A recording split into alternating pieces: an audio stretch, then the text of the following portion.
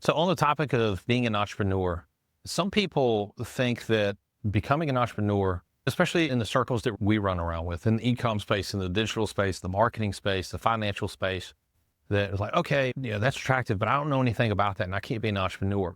I was listening to Rob Luna and he said that one of his largest clients is actually owned a pest control company, started a pest control company and sold for $200 million to a publicly traded pest control company. So you can get into business and scale a business that doesn't have to be e-com. It doesn't have to be digital. And in fact, I would probably recommend against that. I would recommend getting into things like pressure washing, concrete, pest control, things that have been time tested and proven. And it's also a business that it's going to be really hard for newer technology and artificial intelligence to take over those types of jobs. Those are jobs that are going to be longer lasting than what I do.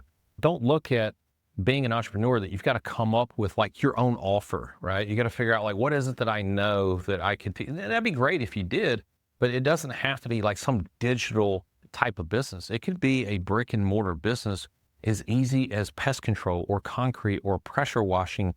And again, the goal is to, when owning a business, is to own the business, not the business own you. But on top of that is to control the income you get in the future. People typically don't get wealthy because they saved and have a 401k and invested in a mutual fund. The wealthiest people in this world were entrepreneurs. It's because they invested in themselves, they invested in their business, and they scaled their business and then exited their business for that golden parachute.